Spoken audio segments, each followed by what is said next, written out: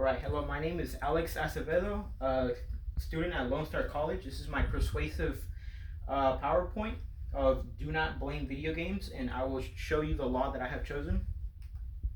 All right, so far we all know that video games have a bad reputation. Games for many years have been labeled wrong by your parents and doctors. They have even been blamed for making kids more violent. There has even been games that have been canceled due to parents and media bad-mouthing video games, such as one as Doom. For the first one, it was banned in, I'm pretty sure, the country where there was a shooting. So, because of that, I want to protect video games. The law I want to pass to protect the video games is from them being taken down or being stopped from being released for being blamed for actions that kids have done, like shooting. I know that games have the ratings, but there is no way to enforce the law of ratings. Many kids underage buy games that are meant for kids over 18, and there is no way to stop them now that they have been incorporated into the consoles and they are in online stores and you can fake your age. So the law is just to protect the video games from being taken down and being stopped from being released, from being badmouthed by the media and parents. Percentage of games with different ratings. Well, there is 3 ratings in games. You got E for everyone, T for teens, and then you got rated R for mature. Rated E has the most shares in the gaming industry at 47%, which means anyone can play the game, but there is E+, which means you have to be 10. T for teens has the second most shares in the industry at like 40.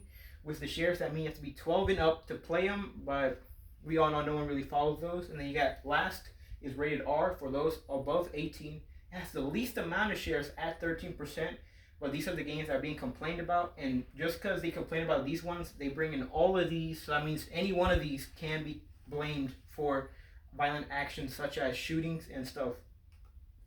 Toxicity in video games. Another point that a professor from Purdue has brought up, in which parents do like to bring up, is the bullying and the online lobbies in games, which it is true that you do hear cuss words and many other things, profanity in the games.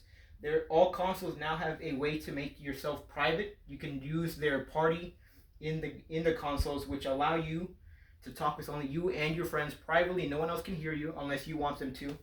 And this has allowed games to make friends and communities online. Many kids have found many friends, many online communities that help each other and they support each other. Video games actually help your brain. Games have proven to have made your brain have more stimulation, which leads to better multitasking skills and better reaction. There's also been proven that games do not anger your brain, so they do not trigger the emotional side of the brain. Instead, they help you be more creative, and they help improve your brain, so you get more stimulation, which means your brain is not being turned off, so you just keep going and going and going. This is a picture of how it works. Games involved with actions strengthen the brain cells connections. You can have motor increased in the brain from some games that have very quick movements. The frontal lobe can be increased for games that alter moods and stuff. The cortex, like games like Tetris, activate this, which increase decision making. And then there, of course, is dopamine, which games do help. Like after you've been rewarded or you feel a sense of accomplishment, you get that dopamine rush to the brain. How do I plan to enforce the law? The way I plan to enforce the law from preventing games from being being blamed for causing aggressive behavior is that it's not really stopping people from, bad-mouthing games, but I just don't want them to single out any games or just practically games in general. I will just protect them from being banned or taken down for sale.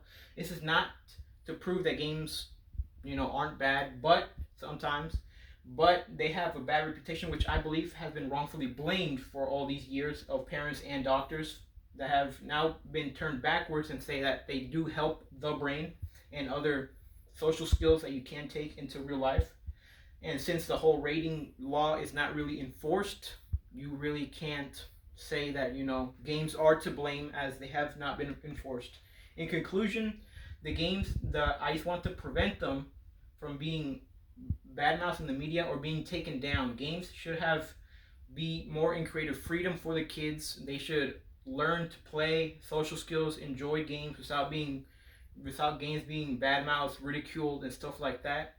And I want to say thank you for listening to me for this presentation. And then here are my resources. Thank you very much.